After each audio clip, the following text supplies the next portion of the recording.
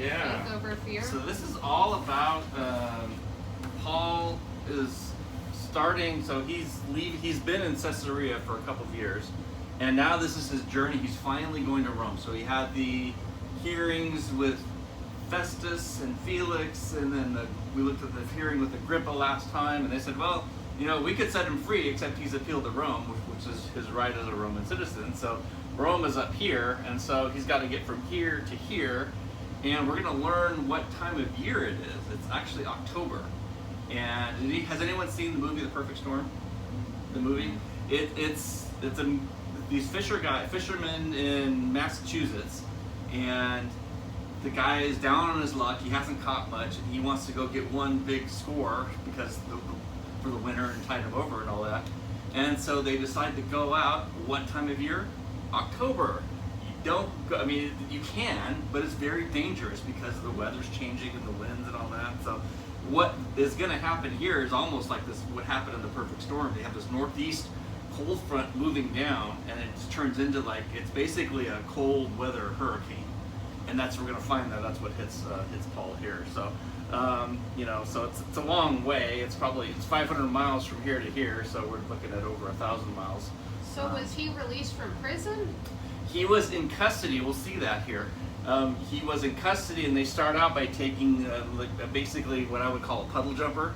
So they're one that kind of stops along these harbors here, and then in modern Turkey they catch a big grain ship, which is like the wide body, and so he gets on this huge ship, and then that's the one they end up taking away. But he's got a centurion with him the whole time. Okay, so he's still in custody. He is. He's just relocating. Yeah. Okay. So they're going to Rome Okay. because he's made his appeal, and now he has to have his appearance before He's So going he's still to- trying to get out of prison. He's going to appeal to a higher. Yeah. Okay. Yeah. And that's his right as a Roman Exactly, citizen. exactly. Okay. So we take turns reading. So I'll read verse 1. And when it was decided we should sail to Italy, they delivered Paul and some other prisoners to see a man named Julius, a centurion of the Augustan regiment. So we're going to see this centurion is favorable to Paul. And it's interesting, if you read Luke and Acts together, it's like centurions are always portrayed in a favorable light. And so that's just kind of interesting. We have this pro-Roman bent. Not all Romans are good, but centurions are usually good. And so Paul was placed in custody of an officer named Julius. We're going to see that Julius gives Paul liberty when they make their first stop in Sidon. So I can zoom in here. And so verse 2 says, entering a ship of Admiritium, we put to sea, meaning to sail along the coast of Asia. Aristarchus, a Macedonian of Thessalonica, was with us. So Thessalonica was up here in Greece, and so this ship was basically making puddle jumping stops all the way. It was gonna go all the way up the coast of Turkey to this town called Admiritium. Do you think he was preaching with each stop? Knowing Paul, probably. Yeah. And so in Sidon was their first stop. It's about 70 miles north of Caesarea. And again, this is all the beginning of his voyage, and I think he was. So he had 3 formal missionary journeys, which were by land and by boat. But I think he's using this one as a missionary journey also, except that he's in chains. What else we got? This Aristarchus was a companion of Paul's. We don't know that he was in custody. He may have just been a traveling companion, but just like Luke was. Or they could have been in custody. They could have all been in custody, but we don't think so.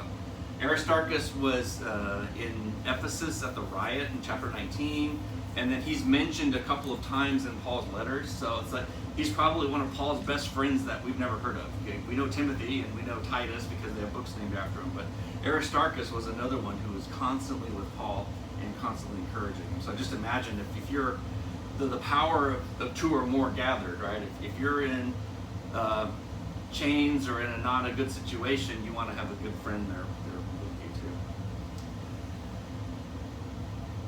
23, verse 3, the next day we landed at Sidon, and Julius treated Paul kindly and gave him liberty to go to his friends and receive care.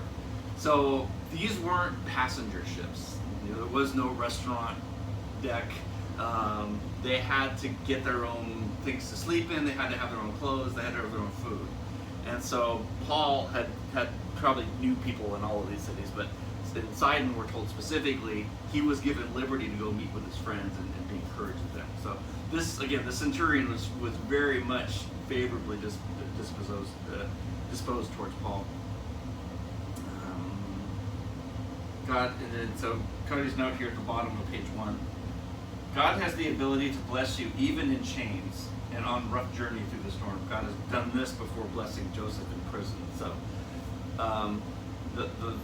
remember that story from Genesis. So Joseph was imprisoned, and he gains favor just by his demeanor and his outlook, and he wasn't pouting the whole time. He's probably upbeat and positive, and so that gets people's attention. And Paul was doing the same thing here.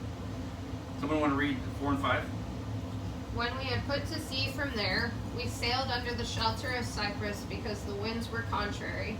And when we had sailed over the sea, which is off Cilicia and Pamphylia, we came to Myra, a city of Lycia. Okay. Move up, and then they're going to go. So Cyprus, which was a stop on the first missionary journey with Barnabas, and so Barnabas went through there. So all of these are regions Paul would have known well. And then they move on. And so Paul was born here in Tarsus, and that's Cilicia, Pamphylia, and then Lycia was in Myra. And so the green line was roughly his first missionary journey, and then this blue line is the beginning of his third missionary journey. So he knew these towns, and he'd been there several times. So How far did he make it on the last trip again? He went all the way to he went to Corinth and then back, and then sailed to Caesarea and then down to Jerusalem. He was trying to get. That was the time where he was trying to get there for Pentecost, and so he was like on the clock, and they had 50 days between Passover and Pentecost. So he spent Passover in Macedonia, and then he was trying to make the Pentecost. So did he make it to Rome? To Rome? Yeah. Yeah, we'll see that Okay. in the next chapter. Oh, so you're talking after that? Yeah. Okay. So, again, waters he knew well, and here, let's see. Okay, 6. There a centurion found an Alexandrian ship sailing to Italy, and he put us on board. When he sailed slowly many days, and arrived with difficulty off Cnidus, the wind not permitting us to proceed, we sailed under the shelter of Crete off Salmon. Passing it with difficulty, we came to a place called Fair Havens near the city of Lycia. So here's where they switch and they get on the big grain ship. And what had happened, and you can read about this in Revelation 18, Rome just had this appetite because they had grown so big. They couldn't feed their own people with local agriculture. So then they have to go take over other lands, including Egypt, that had grain. And so now you got to get the grain from Egypt to Rome to have bread and circus, because if you want to give freebies to the people, you've got to have the.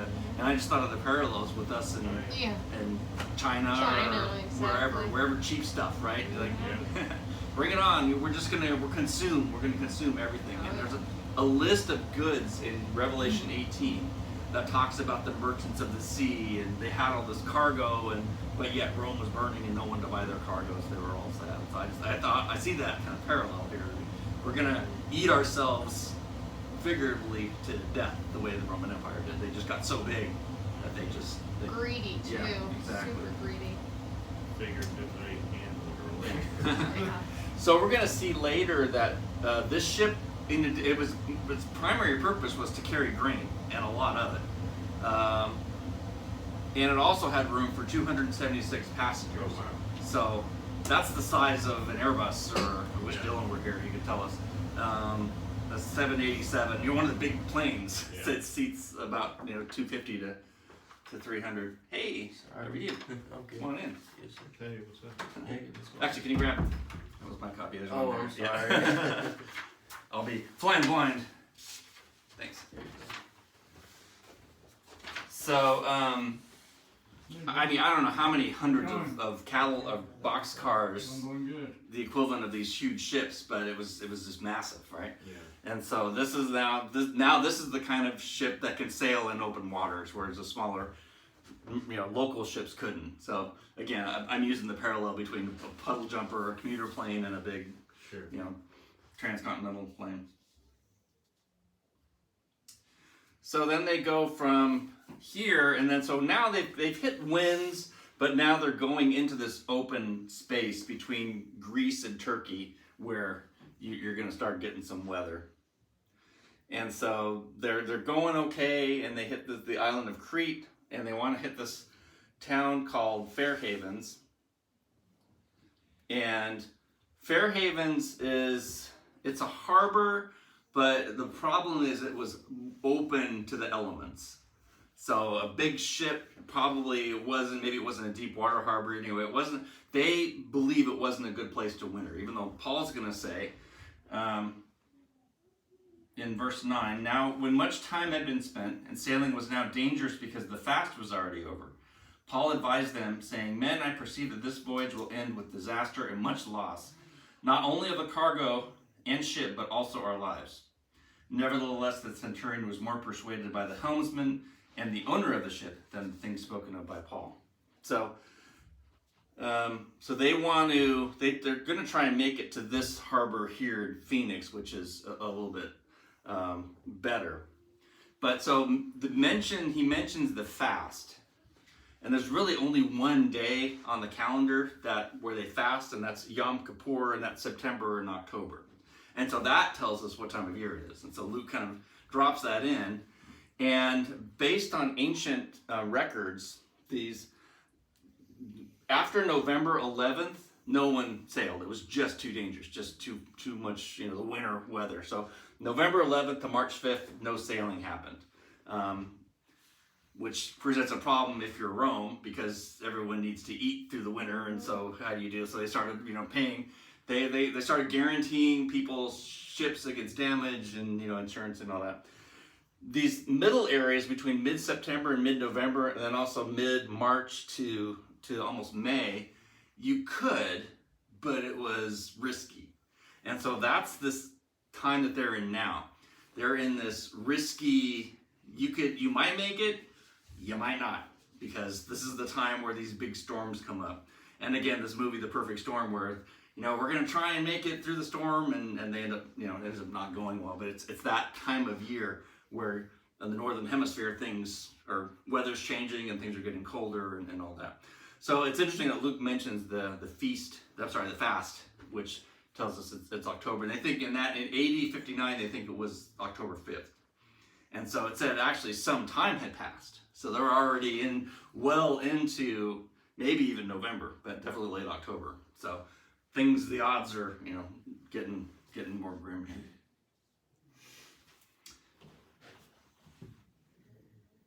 Verse 12, because the harbor was not suitable to winter in, the majority advised to set sail from there also, if by any means they could reach Phoenix, a harbor of Crete, opening towards the southwest and northwest, and winter there. So they're basically the direction of the harbor is going to protect them from things coming from the northeast, because that's where the big storms were happening. So trying to make it from here to here, and we're going to see, Can someone read 13 and 14?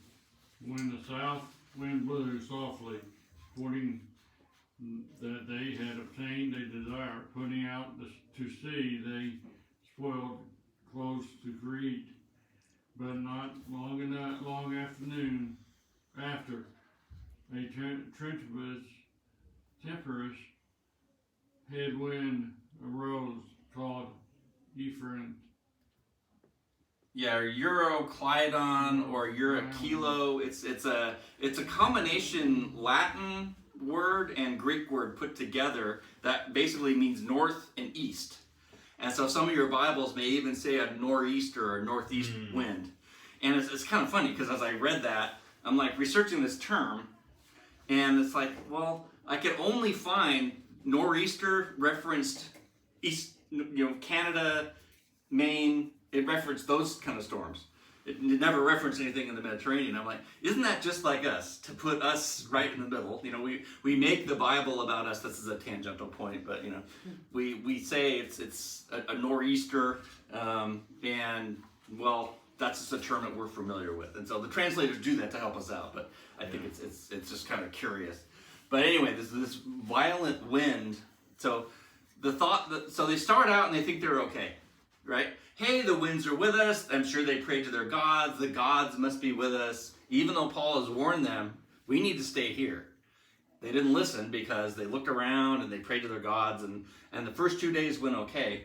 And so Cody's note is, again, to look at the application. Do we just look outside of the conditions and then go full steam ahead without inquiring or praying for wisdom first?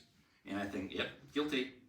You know, hey, the winds look good. I'm just going to step out. But then you get there and you had a warning not to do whatever it was, and then it starts out okay, but then boom.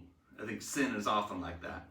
You think, oh, I'm okay, I'm not doing anything wrong, and then the wind hits you, right? Mm-hmm. So this tempest was actually one of their gods of storms and weathers.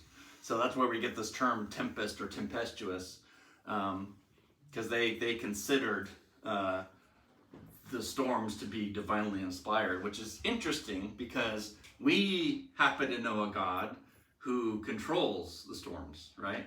Remember when Jesus was on the boat? Mm-hmm. There's one time where he was sleeping, and you know they're freaking out, and which is parallels a time in Jonah, if you know the book of Jonah. The pagans that are saying, "Get up and pray to your God," you know, we're drowning, and Jonah's down below sleeping. And then another time where they were scared and Jesus comes walking on the water. So Jesus is in control of the storm. So we don't know how much a vision Paul got, but it was something along these lines that, look, my God has told me we need to stay here. So the centurion didn't listen to him this time. You think now, because they're in the middle of the sea, he's going to listen to him the next time. Life is a great sea, and our lives are little boats. We can sail our boats by human supposition, if we so choose. Friend, there is a storm blowing out there, a bit of a gale. The tragedy is that amid confusion, world chaos, and darkness, most men are still guessing. There are 1,000 human plans for building a better world, yet everywhere we look, we see failure. We need men who know God. Gladstone said the mark of a great statesman is a man who knows the way God is going for the next 50 years. We don't seem to find such men around today.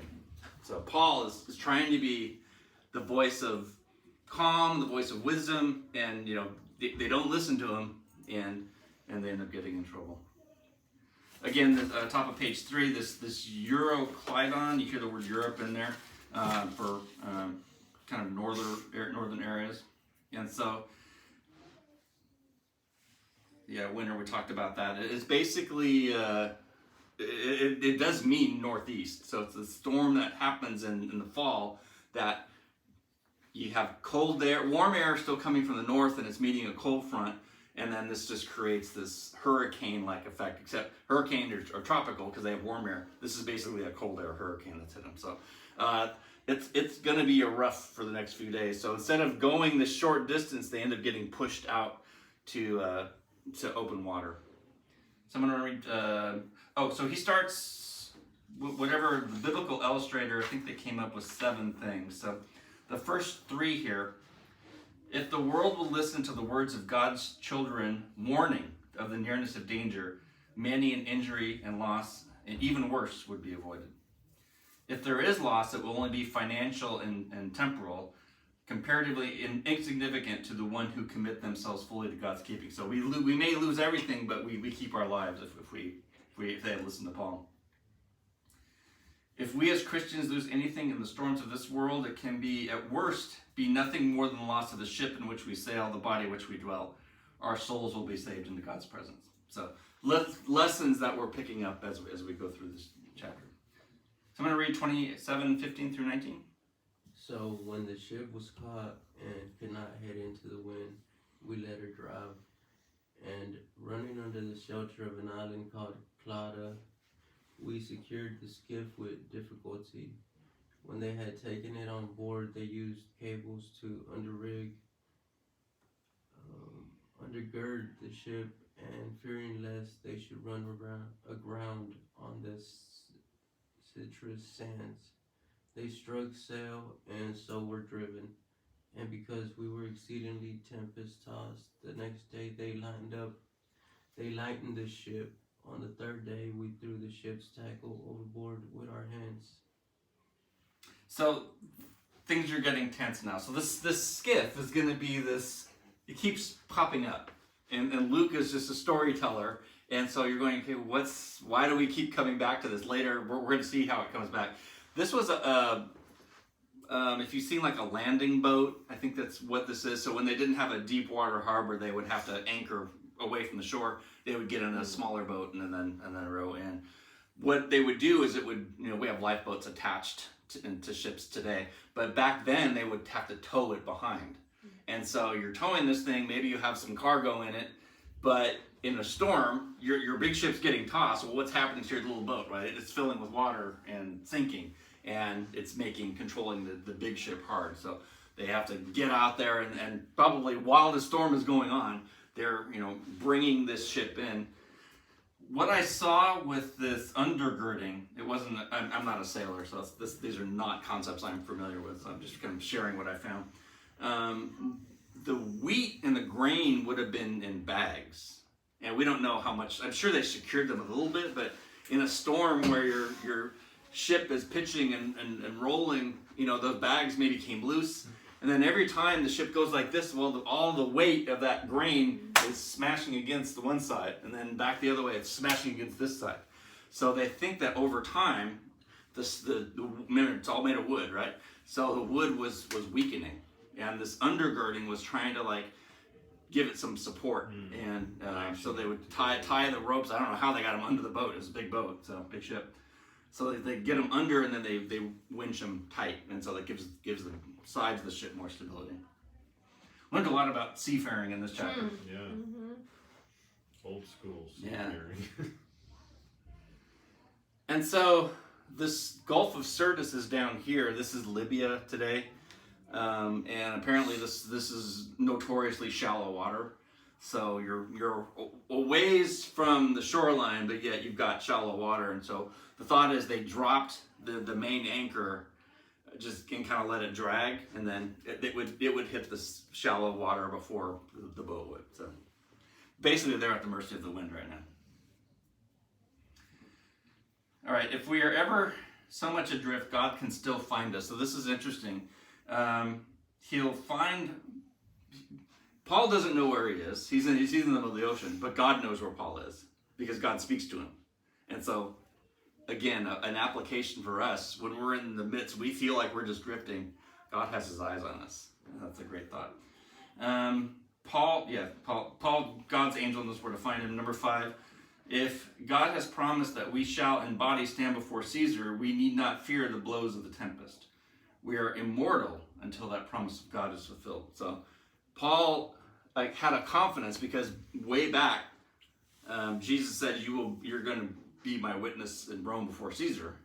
So he knows, well, if that promise is true, then I'm going to make it through this. And I'm going to be alive to see Caesar. And that's just a great thought for us because where's our final appointment, right? We have eternal life. And so we may not make it, our ship, right, our external may break up at some point, but we have a divine appointment that's still ahead of us. And so it's that mindset of thinking, I'm confident because of the promises we've been given. And then Cody writes, how about you? In the midst of the storm, are you willing to throw your possessions overboard, or do your possessions have you so much that you are willing to go down with the ship? What was happening was the grain was probably getting wet at this point. And if you've seen cereal with milk, what happens to it, right? It expands. And then if you've got bags of it, I'm sure it's taking on the weight of the water. And so the boat is, getting heavier and heavier. And so, I don't know how big these bags were. I'm sure they were heavy. And so, but, think of the captain, right? This is my revenue.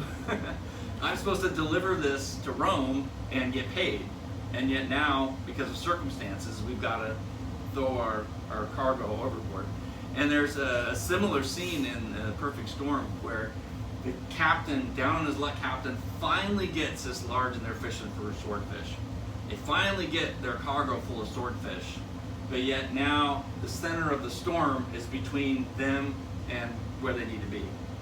So they try to go through it and they can't. And ultimately he gets the idea to turn around, and that means they're going to lose their catch because all the fish is going to spoil. So it's that time where the thought of, how important is it to you?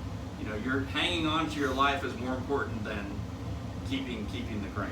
And so I think a lot of times our possessions, they possess us. God's okay, we can have possessions. Stuff is okay. But as long as we have the stuff and the stuff doesn't have us. And so when it's so important that you can't let go, even if it's dragging you to your death, then that's a problem. Let's do 20 through 26. Now when neither sun nor stars appeared for many days, and no small tempest beat on us, all hope that we would be saved was finally given up.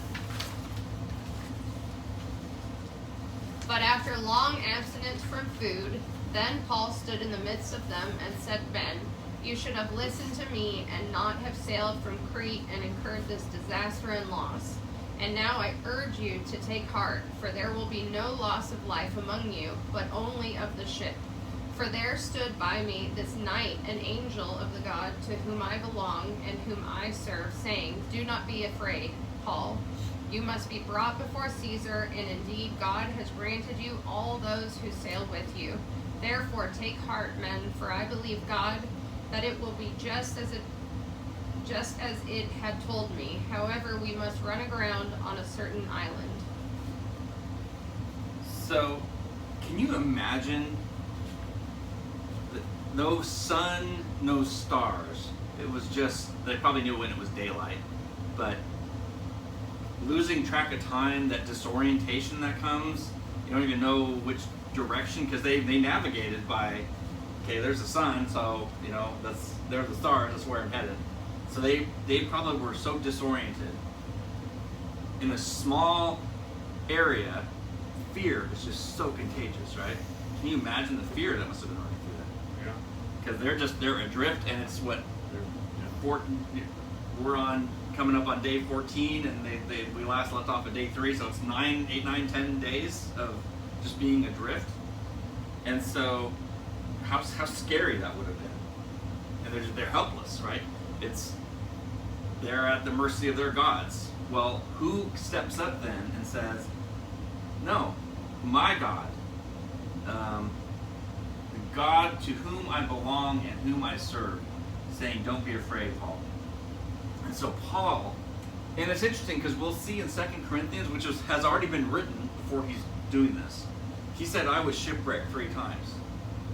And that just brought to me, I don't know, if I were him, I probably wouldn't be getting on too many boats. Apparently there's, me and boats don't get along too well, but in any case, he'd already been through a shipwreck. And he knows you can survive a shipwreck. It's not, you're not necessarily going to sink, and Davy Jones's Walker and all that. So the thought came to me is sometimes, and he may not have known, he may have been very scared the first time, right? Then the second time, it's like, okay, I've been through this. Now it's the 4th time. Now he can lead. He can say, we're going to make it because I have faith. And so he is in this darkness, literally, he is that spiritual light that is saying, my God has promised me that we're going to be okay. He does the very same thing, similar that Jonah did, where Paul says here, the God to whom I belong, to whom I serve. Whereas Jonah says something like, I'm a Hebrew and I worship the God of the Hebrews. So there's a very parallel there. And there we're in a storm too. And so Paul is just this light. And Cody's note said, Paul stood in the midst of them with a message of hope. He reminds them, and I don't necessarily think he was saying, I told you so here. I think he's saying, look, I was right, so listen to me now. Give ear to my words, and maybe we'll do things better next time. And the angel of the Lord appeared to them that night, assuring them that he would stand before Caesar. God had granted the apostle and all those who sailed with him, in the sense that they too would be preserved. So preserved through the storm. And there's kind of, when we talked about in our Revelation study, the two main views on the rapture is one, that God's going to remove you from the storm, and the other view is that God's going to preserve you through the storm. And in a sense, you see the second one in Scripture much more often than you see God removing the storm. So we go through storms, and we all have gone through storms. You guys are going through storms. This is like all the time with your kids, right? And yet, having faith in the one who God can keep you preserved through the tough times.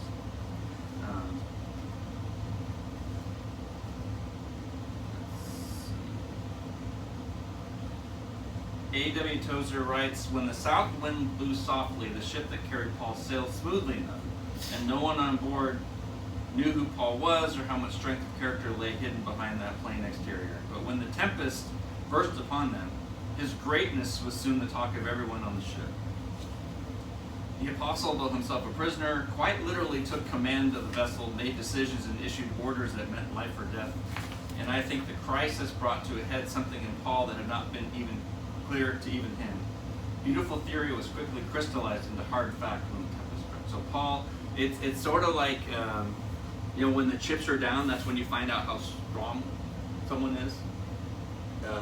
And how they react. And when the chips are down, it tells you about their character. And we see a lot about Paul's character here.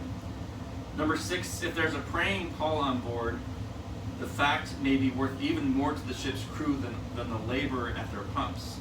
Jonah, running away from duty, endangers the ship and crew. Paul, pursuing the course of duty, is the saving companion to the ship's crew. So remember the story with Jonah? He was called to go to Nineveh, which is inland. So Jonah's here, Nineveh's up here, and he goes to the port, Jaffa, and he's going to sail away. He's sailing the opposite direction. So he's running away, literally, sailing away from where God wants him to be. And yet, by so doing, God says, no, you're not going to go that direction. And he ends up bringing the whole crew through this storm that ends up being where Jonah's thrown in and eaten by the fish. Whereas Paul is the opposite. And so Cody's thought here, as a Christian in the storms of this world, are we more like Jonah or Paul? Right? Paul was thoroughly obedient. Okay. Awesome. 27. Now when the 14th night had come, as we were driven up and down the Adriatic Sea, so about midnight the sailors sensed they were drawing near some land.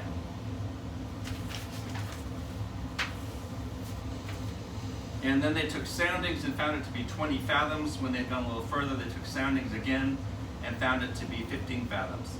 Then, fearing lest we should run aground on the rocks, they dropped 4 anchors from the stern, and we prayed for day to come. So finally they had some sense that they're approaching some land. They don't even know where they are right now.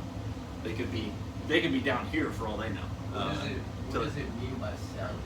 So whereas today we've got fish finders, and that sends a beam of sound, right, sonar, down to the bottom and then back up, and then the computer measures it. They would tie, they have a length of rope with a weight on it. And so they would, kind of feed it out, and then when the rope took slack, they would see how much rope is in the water. And then, as they went a little further, they could see, well, I need less rope to get to the bottom now, so we must be getting closer. A fathom is about 6 feet, so they were about 120 feet deep the first time, and about 90 feet the second time. So they know the ocean floor is going this way, and so they figure they're getting close to sound, even though it's completely dark and they can't see anything. So this island, which we'll learn in the next chapter, is Malta, Maltese falcon, which is from Malta, and so no lighthouses or anything like that, right? So it's just dark; they can't see anything, and so they're worried about crashing into this. 30 to 31.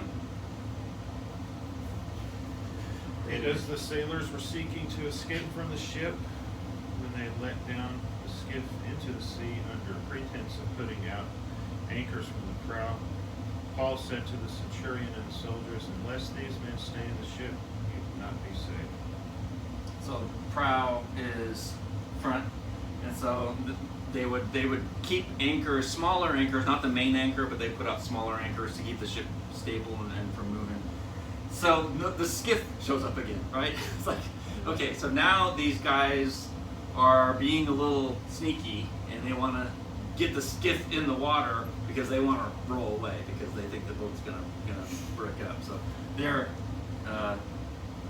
this would have been the crew, right? So they're abandoning their post. They're saying they're being split. we're saying we're out of here. You guys are on your own. This is interesting. We're running a little bit short on time, but unless these men stay in the ship, you cannot be saved. Well, Paul had recently said, we're all going to be okay. So, which is it? And the thought is that God has given us a way to keep free from danger. But if we willfully disobey, then God will not dishonor our free will. And so the thought there that they were not listening to what God had told them to do, they were going to sail away, and so that kind of all bets are off.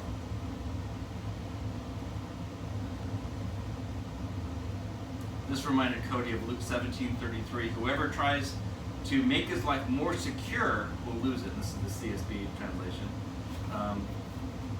Basically, whoever saves his life, tries to save his life, will lose it. Whoever loses his life will preserve it. And so it's just this opposite way of thinking when you have to sail by faith. The soldiers cut away the ropes of the skiff and let it fall off. So bye-bye skiff, we're removing that option. So we're not going to let it be tempting to you anymore. We're just going to cut it off and then have it sail away. I think this is funny. So the centurion listens to Paul. Yeah, we probably should have listened to you back over here, but at least now I will listen to you. Maybe this guy knows what he's talking Yeah, about. maybe. Maybe he made some special offering to his God, and so we'll talk about it. And then the thought here, almost the same as Joseph being lowly in prison, and yet getting his character was observed by others. And don't ever think you are lowly and too lowly to make a difference. Paul, Cody uses the orange jumpsuit. He's prison, right? He's in chains, and yet here he is. He's calling the shots. He's giving advice, and the centurion is hanging on every word of his point. 33-34. As the day was about to dawn, Paul implored them to take food. Today is the 14th day, and you have waited and continued without food and eaten nothing. So through the storm, probably wasn't smelling too good on that boat, right? Seasick, right? So they had all lost their appetites. Therefore, I urge you to take nourishment, for this is for your survival, since not a hair of your head will fall from you. So again, the grain, which is supposed to be for Rome, they're gonna start eating some of it now. To appreciate the drama of the moment, we should know something of the terror of a violent storm at sea. Then we shall remember Paul was not the captain, but only a captive passenger. Before daybreak, Paul implores the people to eat, reminding them that they had gone 2 weeks without food. The time had come to eat, their well-being depended on it. So they're going to have to do some swimming now, and they need strength, and so this is why they need to eat. Plus, have you ever been so hungry? For me, sometimes I even get a little sad when I'm hungry. I don't even realize it, but then I eat and I feel better. Yeah. So it's like your outlook just changes when you have nourishment. So there's probably that going on. A hair will not fall from your head. That's a common Hebrew idiom for you're going to survive, and it's Jesus uses it a few times. When he sends his disciples out, not a hair will fall from your head. The Old Testament prophets will use this phrase, not a hair fall from your head. So it's interesting that Paul uses it here. It's like divine protection. God's got us protecting. And when he had said these things, he took bread and gave thanks to God in the presence of them all. And when he had broken it, he began to eat. So through the midst of these trials, Paul took time to see what blessing they did have. Hey, we still got food. we haven't lost everything. We're still alive. We're still here, and we're going to praise God because of that. So even though things are looking really grim, Paul gives thanks, and so praising Him in the good times is easy. Praising Him in the bad times is more challenging. But then Paul sought that way. He sought that, even though things are looking dark, we're gonna still find a way to praise Him. Then they were all encouraged and took food themselves. And then here's the number: we were 276 persons on the ship. So a big vessel. And what I read was other size vessels could fit 600. So these are massive ships. I mean, these are not as big as our passenger cruise ships, but they're big for that day. 38 through 41. Somebody read. So when they had eaten enough, they lightened the ship and threw out the wheat into the sea. When it was day, they did not recognize the land, but they observed a bay with a beach, onto which they planned to run the ship if possible. And they let go the anchors and left them in the sea, meanwhile loosing the rudder ropes, and they hoisted the mainsail to the wind and made for shore. But striking a place where two seas met, they ran the ship aground, and the prow stuck fast and remained immovable, but the stern was being broken up by the violence of the waves. So the thought here is they're trying to get as high up out of the water as possible, because they want to run it and beach it. And so the lightning, so the poor captain, right? Whatever he had left to sell is now it's in the bay. So he's got nothing left to sell, because they want basically nothing on the ship to weigh it down or to slow it down. And so they're trying to get up this, running it fast, and then just opening the sails up to beach it. So this is, again, we'll see in chapter 28 that this is the island of Malta. And so traditional locations of where this is happening is here. And it's actually named St. Paul's Bay. And they have, who knows if this is true, but they call it St. Paul's Island, which is where tradition holds up the shipwreck held. So instead of making it all the way to the beach, they hit an island. I'm thinking by the description, this is probably too close. I think they were probably further out. So the front of the boat gets stuck in the sandbar ship, and then the waves are breaking it up from behind, and so the ship is basically falling apart at this point. And the soldiers' plan was to kill the prisoners, lest any of them should swim away and escape. But the centurion, wanting to save Paul, kept them from their purpose, and commanded that those who could swim should jump overboard first to get to land, and the rest on some boards and on some parts of the ship. So it was they all escaped safely to land. So the soldier's idea, it sounds grim, but basically if a prisoner escaped, then the soldier was held accountable. So they thought, well, if these guys get away, we're going to die anyway, so let's make sure that we dispatch them. But the centurion, again, a good guy, protecting Paul, keeps them from hatching this plot. And so they make it safe to land. So wood floats, so those who were strong swimmers, they made it into shore, and then everyone else just kind of floated in, because by now apparently they're close enough that the waves can carry them in. And then in Acts 28, 1, it says, when they had been brought safely through, we learned the island was called Malta. So Sicily here, and then the boot of Italy is here, and then Italy's up here. So they're really close, but they made it. The final thought is, a soft landing is never promised, but if God says you're going to make it, you will, even if you have to swim to get there. So again, the takeaway for us is Paul's confidence and calmness through these trials. And I think that's the one thing that we can apply, is storms are going to go on all around us. They're happening right now, actually. The world seems to be imploding in Ukraine and Russia, and now the Middle East. So, everyone else is freaking out, thinking the end of the world is World War III.